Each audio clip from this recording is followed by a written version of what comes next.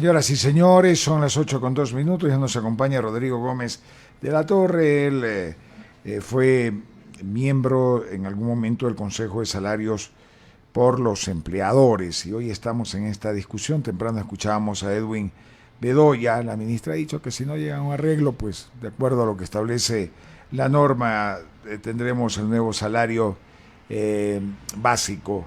Y la interrogante, bienvenido Rodrigo, es ¿cuál es la posibilidad o la proyección? Se habla de un 2%. Se dice por parte de los trabajadores que la brecha es del 43% entre el salario básico y la canasta familiar. ¿Qué es lo que podemos esperar en las próximas horas? ¿Cuál puede ser el próximo salario básico en el Ecuador? Bienvenido, buenos días. Muy buenos días, Fernando. Buenos días, Byron. Buenos días a todos quienes nos siguen. A ver, el salario, primeramente, el Consejo Nacional de Trabajo y Salarios es el ente superior de política pública en materia salarial, que además trata el tema salarial, ¿ya? Pero debería trabajar a lo largo del año en todo lo que es política pública en busca de empleabilidad. Lamentablemente, esto desde el 2020 no se ha dado.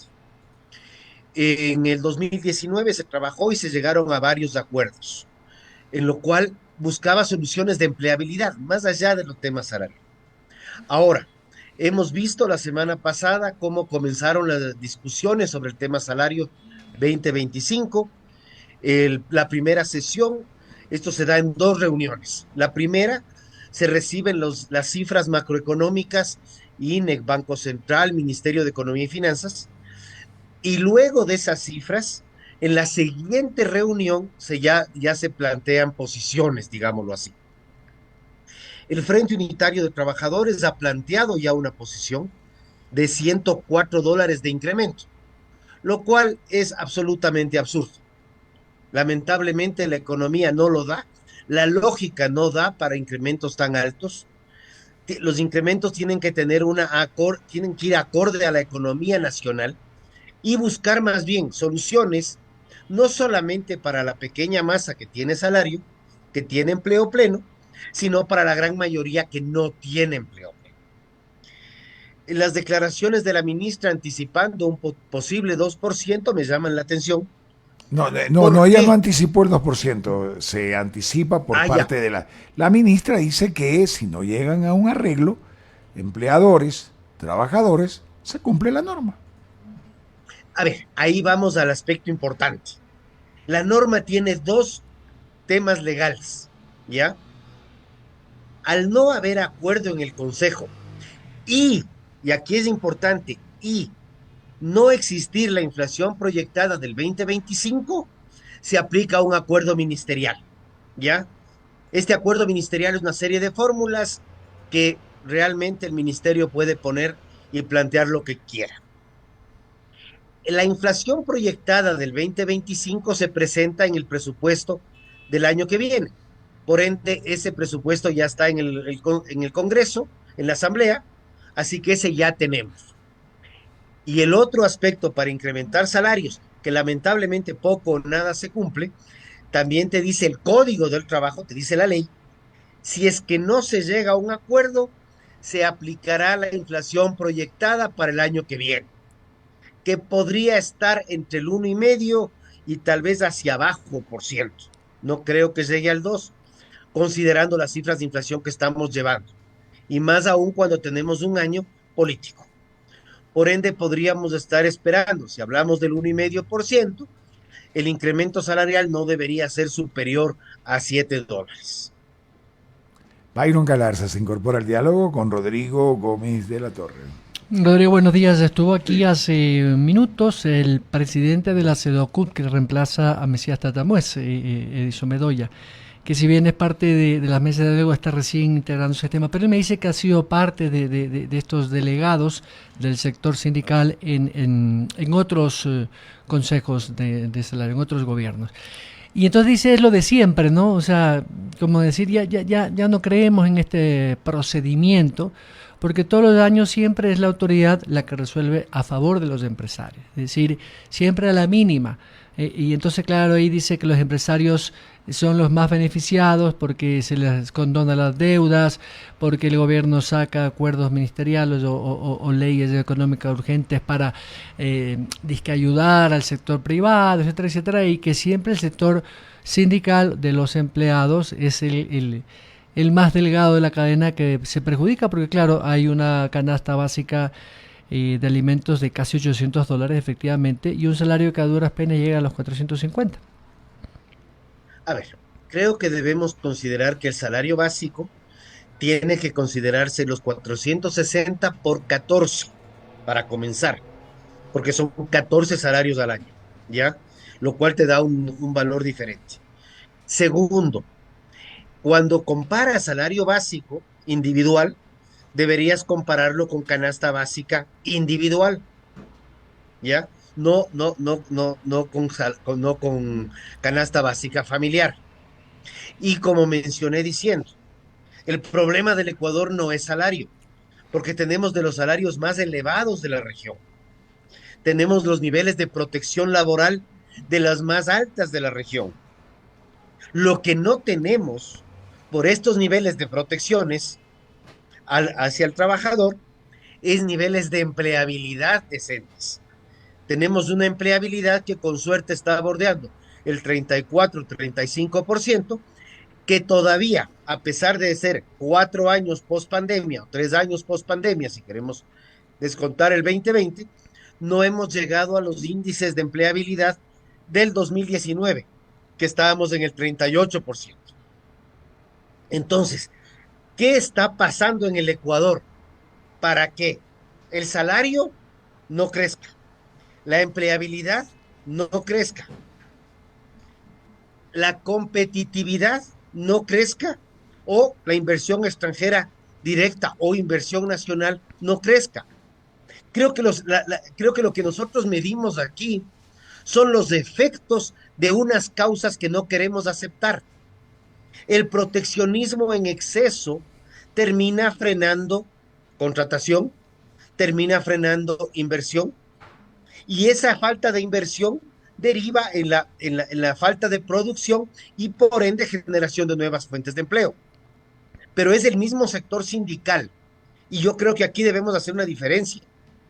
El sector sindical y el sector trabajador. Porque el sector sindical tiene todas las protecciones habidas y por haber, inclusive tienen lo que se llama el despido ineficaz. O sea, un sindicalista tiene un cargo vitalicio, razón por la cual lamento, o sea, el fallecimiento de Mesías, un grato y buen amigo, pero Mesías estuvo en la dirigencia sindical desde los años 70. José Villavicencio está menos tiempo porque es mucho más joven. Edwin Bedoya, Edgar Zarango, el mismo Nelson Erazo. Perdón. Nelson Erazo, están 40 años.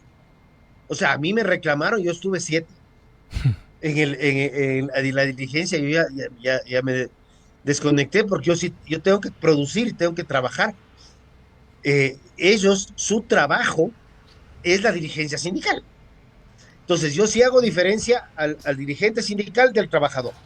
Y más bien lo que debemos buscar en el Ecuador, y yo invito a que el Consejo Nacional de Trabajo y Salarios se enfoque, deje un rato a un lado el tema salarial. Ya tiene que definir un salario, que tenía que definirlo hasta el 30 de noviembre, pero bueno.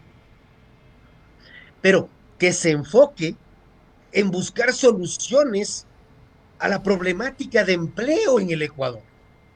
Necesitamos pocas reformas en el código. Necesitamos reformar el código en materia de jornadas, flexibilidad laboral. Necesitamos reformar el código en función de la jubilación patronal para que más gente acceda a la jubilación y no solamente un 3%.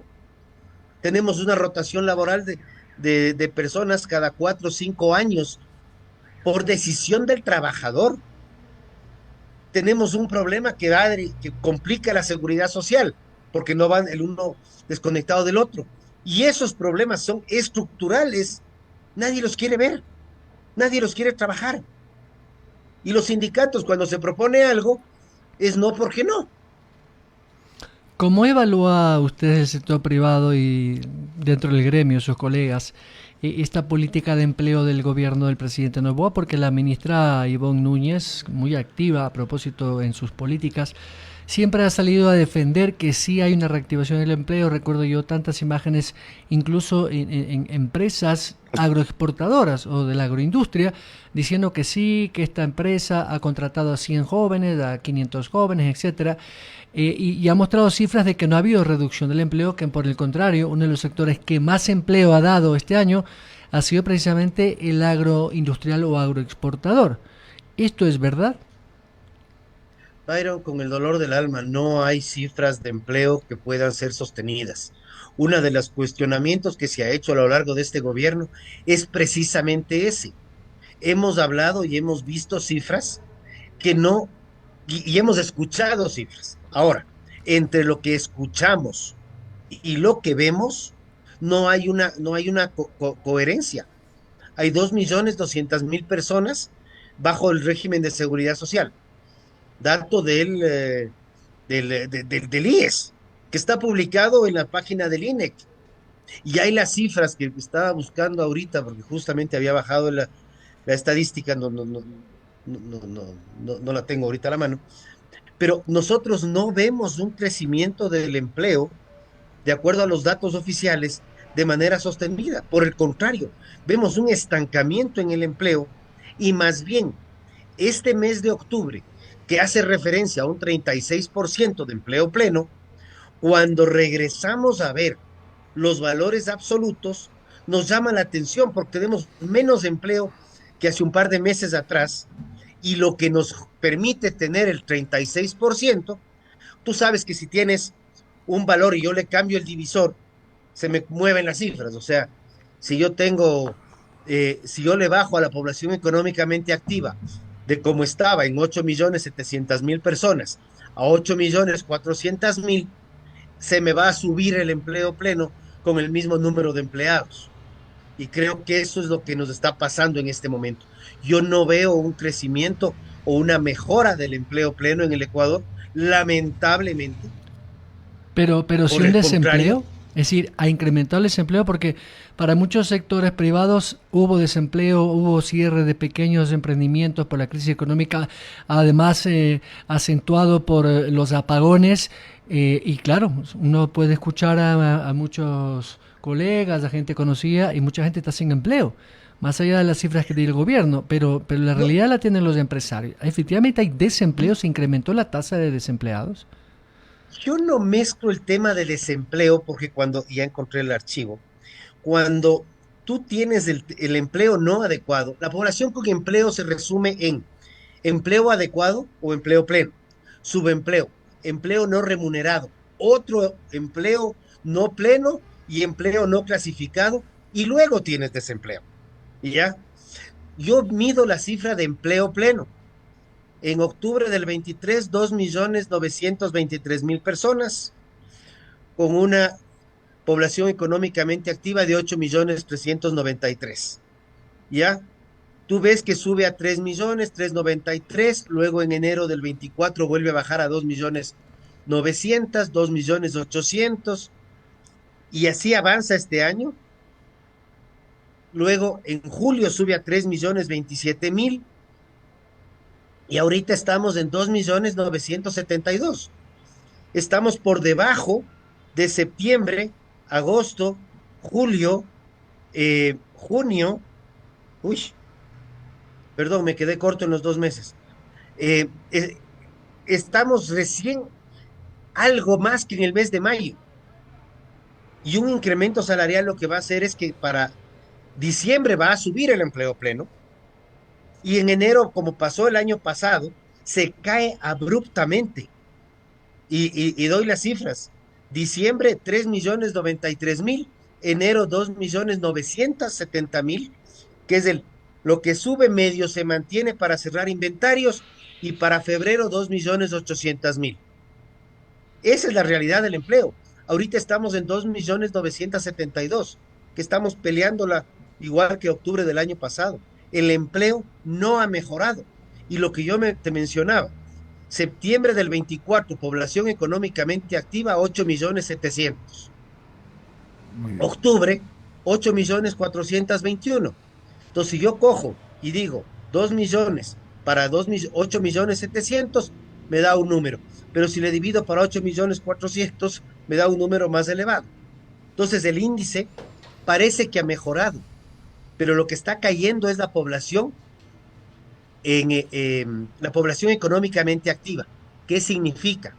Es la población que está con trabajo y está con ganas de trabajar y salir a buscar empleo. Quiere decir que la esperanza de obtener un empleo en el mes de octubre se cayó y es comprensible. En octubre tuvimos Claro, todo los el tema de apagones. apagones y noviembre la vimos fea. Y aunque la ministra nos decía que no se había caído el empleo, las cifras de empleo nos están diciendo lo contrario. Claro, vamos con el tema del impuesto de salida de divisas, que va a ser cero en los primeros meses del próximo año, de acuerdo a lo decretado por el gobierno, y después del 2.5. Sin embargo, ha habido una reacción desde diferentes sectores y se habla de que no se va a fortalecer la competitividad en el sector productivo, sino que va a significar más bien un encarecimiento de insumos esenciales para la producción y exportación. ¿Cuál es su opinión usted que está en el sector agrícola y ganadero?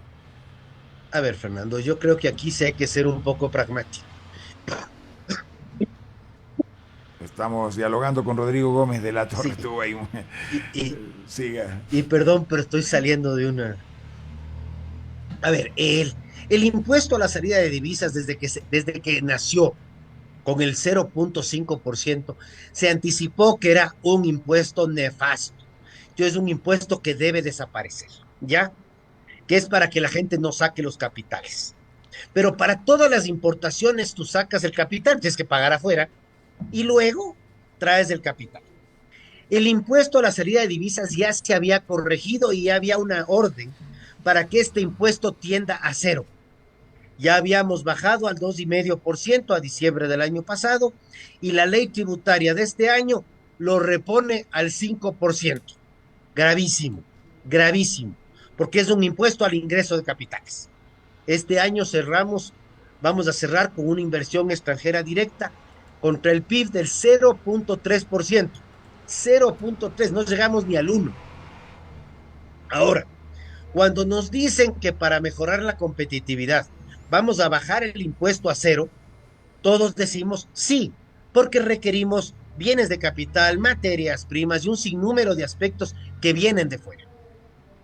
Y luego nos dicen que un ratito, al segundo trimestre ya le subimos al 2,5%. Eso ya preocupa, pero preocupa por otro tema adicional.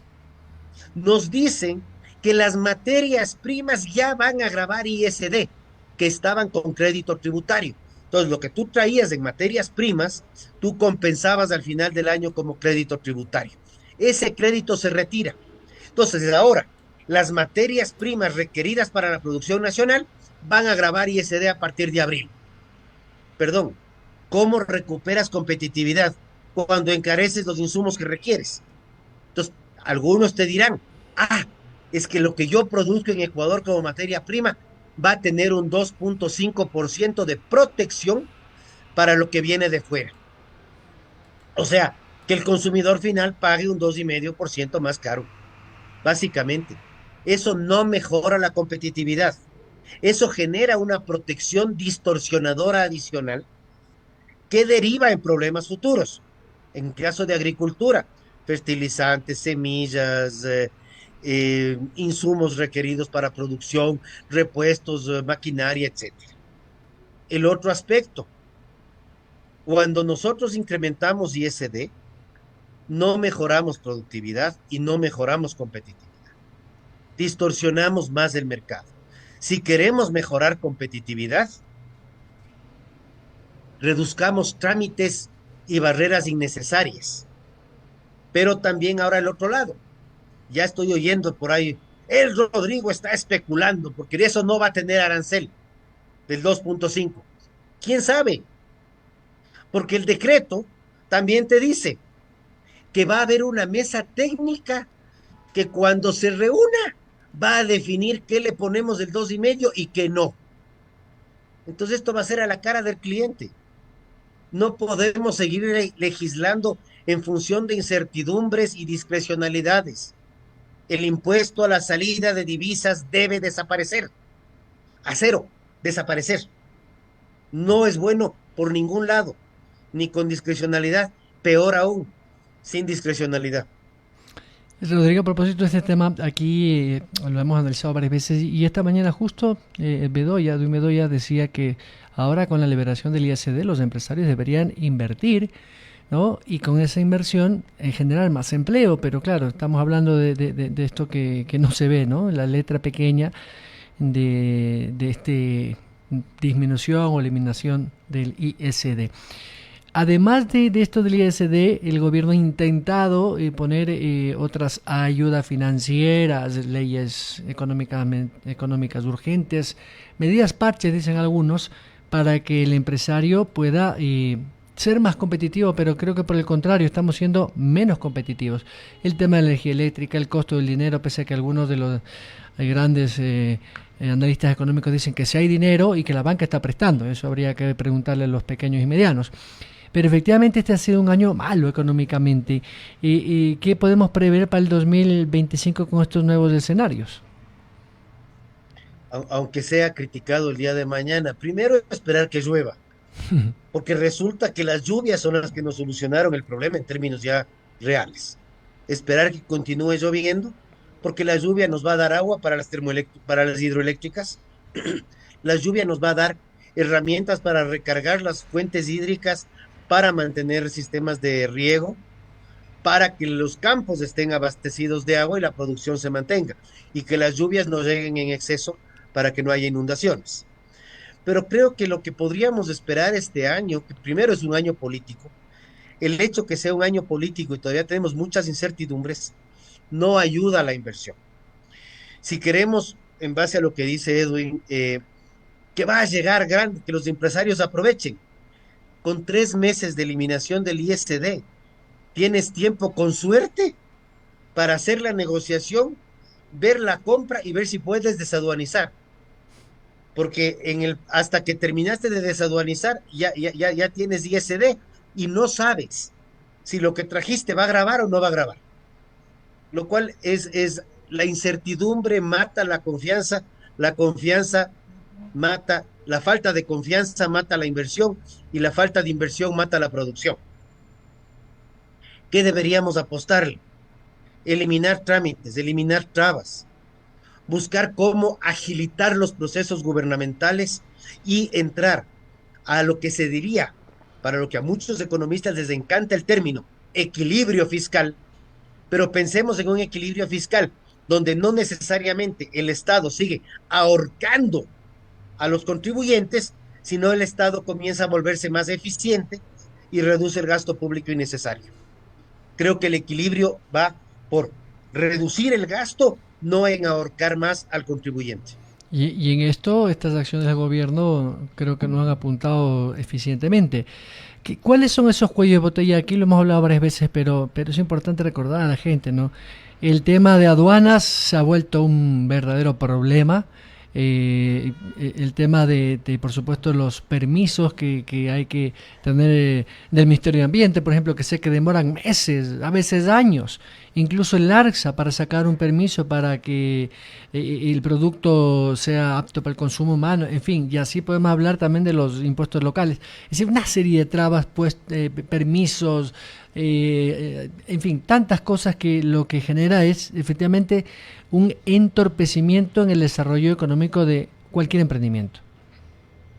Byron, no puedo explicarlo mejor. Tú has hecho un barrido, llámese aduanas, llámese sistema tributario, llámese gobiernos locales, llámese del ARCSA, ya la cosa es incalificable. O sea, entonces tú tienes un sinnúmero de aspectos que todo se resume en eficiencia estatal, reducción de trámites y trabas. Esos son los temas. Existe una ley. Con bombos y platillos se aprobó una ley en el 2017 va a cumplir 10 años ya mismo, en un par de años más, que es la reducción de trámites públicos. Esa ley, después de haber sido aprobada y publicada en el registro oficial, creo que por un acaso le mandaron al cajón del olvido, porque ni siquiera se ha hecho un intento por hacer el reglamento. O sea, ni siquiera un intento. De hecho, ya hay varios decretos ejecutivos para la reducción de trámites que no se vinculan a esa ley, que es lo más divertido. Y con la pandemia, recordaremos que la pandemia nos digitalizó en gran medida y dejamos de pedir un pocotón de papeles, ¿ya? Ahora pedimos todos los papeles de nuevo y como que estuviéramos antes de pandemia, como que nos hubiéramos olvidado del 2020. Y lo cuento como anécdota. Hace poco me tocó hacer un trámite. Parecería que hubiera entrado a hacer una nueva actividad. Yo soy productor de leche. He sido productor de leche desde hace más de 20 años, ¿ya? Y me tocó hacer un trámite del Registro Nacional Agropecuario. Cuando terminé el Registro Nacional, luego de que encontré que el ministerio me ha dado poniendo algunos datos míos, que no sé de dónde sacó porque tampoco son míos, pero no importa, ya corregimos eso. Me tocó hacer el siguiente trámite, que era repetir el Registro Nacional Agropecuario para registrarme como productor de leche. O sea, fueron 4 horas conectado con el ministerio, con un técnico muy amable, eso sí reconozco, pero 4 horas para poder registrarme y hacer 2 veces el mismo trámite. O sea, perdón, digital, ok, pero es digital. Eso es perder el tiempo. Claro. Cuando nosotros regresamos a una frase de una señora que escribió hace muchísimos años, Ayn Rand, cuando llegas a un momento en un país que para producir tienes que pedir permiso a alguien que nunca ha producido nada, estás cerca del acabose, estás en una sociedad condenada, para ser exactos. Estamos por ahí. No tengo la frase ahorita a la mano, pero más o menos es lo que dice. Pero la hemos escuchado todos y es eso. ¿A dónde estamos apuntando? Y la estoy buscando, ¿eh? Porque me parece necesario Oportuna, que debemos claro, oportuna la frase tenerla, y que es verdad. tenerla. Y es oportuna, lo irónico de todo esto es que esta frase es oportuna tristemente todos los días de nuestra vida. Ya la encontré. La frase es de 1920. Cuando te das cuenta que para producir necesitas obtener autorización de quien no produce nada, cuando comprobas que el dinero es para quien negocia, no con bienes, sino con favores, cuando te das cuenta que que muchos son ricos por sobornos de influencia, más que por el trabajo, y que las leyes no nos protegen de ellos, más por el contrario, son ellos los que están protegidos. Esta es nuestra realidad. El presidente Milei lo usa mucho. Eso es depuración estatal. Y eso es algo que al sector privado le corresponde decirle al gobierno: señores gobierno, sigan peleando, se vayan a la asamblea, discutan sus cosas, déjennos trabajar. Punto. Déjennos trabajar. Señor gobierno, déjenos vivir. Gracias, Rodrigo, por atender la entrevista. Déjennos vivir y pidamos por la salud de Alvarito. Claro. Rodrigo Gómez de la Torre. Gracias, Rodrigo. Él es una persona vinculada a la agricultura, a la ganadería. Fue representante también o ex miembro del Consejo de Salarios y nos hemos hablado de estos dos temas que son de actualidad. El tema del nuevo salario que se va a discutir, no va a subir mucho, se dice que el 2%. 7 dolaritos, 7 dólares, 8 por ahí. Son 460, 10%. Menos 4, de 10 dólares. 8, 9 dólares por ahí. Entonces es lo que puede subir. Y el tema del impuesto de salida de divisas, que no lo han tomado bien los empresarios. No, yo he escuchado muchas críticas de que cuentas dicen que no es la panacea. No. Entonces ahí está. Como muchas de las medidas y últimas leyes aprobadas por el gobierno que dicen que son parche, que realmente son más pomposas en su nombre, en su debate político, pero que en la práctica no han servido mucho para el sector privado. Ecuador atraviesa un momento muy crítico, eso lo hemos dicho hace rato, y pasa por todo, no pasa solamente por lo económico, lo social, lo político. Hoy día, dentro de lo ético y moral, señor exacto, Beyer. Ahí pasa, por ahí pasa, y pasa en serio. En todos los órdenes de la sociedad. Estamos en todo. Mire, pasa en el deporte, pasa en la cultura, pasa en la economía, pasa en la política de siempre y pasa hasta en las relaciones humanas personales. Entonces hoy día, exacto, pasa en las relaciones humanas personales. Sí, pasa mucho. No somos cumplidos en nada, somos unos incumplidos. Ayer le decía a mi hija, Anita, le decía, hija, he tomado la decisión de un asunto aquí en la radio. Y he tomado la decisión porque, ¿sabe? Yo veo que la gente que de alguna manera, no en FB Radio, en cualquier actividad, deben ser, siempre yo digo, solidarios, tener la posibilidad de ser cercanos, como he hablado, pero me doy cuenta que estamos dispersos, o sea, estamos haciendo cada uno nuestro camino, que está bien, cada uno tiene que hacer su gestión, se imaginan en la joda, pero a veces los esfuerzos, yo les voy a decir algo, lo que acaba de decir Rodrigo Gómez de la Torre es verdad. Nadie reconoce, y no tienen por qué hacerlo además, cada uno hace su esfuerzo, el mejor esfuerzo, para poder... Ayer le contaba a Oscar Fernando, ayer no teníamos actividad, no teníamos fútbol, pero la luz se iba aquí a la 1 de la tarde, así que había que prender el generador si queríamos mantenernos al aire. Y regresaba a las 4, y en mi casa se iba a las 12 y regresaba a las 3, regresó a las 2. Mi deducción es que acá también iba a regresar antes, y efectivamente yo me iba al gimnasio, dije, no, me voy a la radio primero, porque estoy seguro, y efectivamente llegué y había regresado a las 3 y tuve que ir a apagar el generador. Eso me corresponde a mí, yo soy el dueño, o a quien corresponda, delegado por nosotros, porque el otro día lo hizo Anita, y lo hace Oscar Fernando, y lo hace Michael, y hoy día tendrá que hacerlo Fito para poder funcionar. Así funciona. Entonces, miren, hay el esfuerzo, entonces llega uno y dice, bueno, he hecho este esfuerzo, y lo hago con cariño, con afecto. Pero llega un momento en que yo me doy cuenta de que estamos ocupados o muy ocupados. Y al estar muy ocupados en algo, no importa en qué, en un tema personal, en tema empresarial, en un tema de trabajo, no le estamos dedicando el tiempo adecuado a lo más importante. Y entonces ahí viene el problema. Si es que le vamos a dedicar el tiempo a todos, o le vamos a dedicar el tiempo a una sola cosa, o a un solo evento, o a una sola actividad. Y en eso, claro, estamos todos preocupados. Entonces le decía a mi hija, por un asunto que le dijo, ve, hija, he tomado la decisión en esto. Y me preguntaba, ¿por qué? Y le dije, mira, no es por...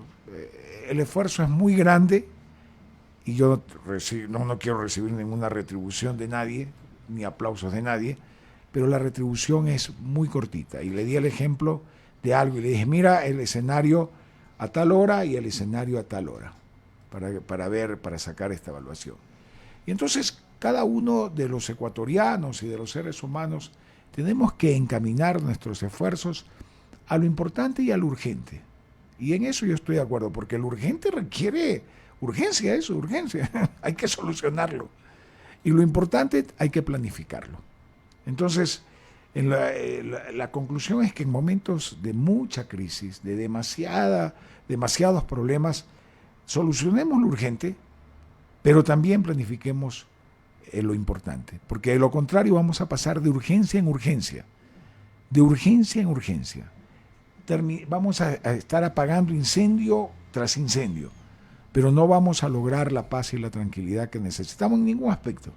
Así que yo creo que a veces uno se desgasta, y los seres humanos nos desgastamos sin tener mayores resultados. Lo que no da resultados, vea, estar tranquilo, lo dejamos a un lado y sigamos con lo que sí da resultados. Vamos a ir a la pausa, 8:36, y ya retornamos. Inicio de espacio publicitario. 1000 razones por las que le bajamos $1000 a nuestro Chery Tiggo 2 Pro. Porque todo está caro, porque acabamos de gastar en útiles, porque ya pagaron, porque ya hay colada morada, por tu ex, porque es nuestro SUV más vendido, por la competencia, porque sí, porque el IVA subió, por estrategia, por amor a nuestra gente.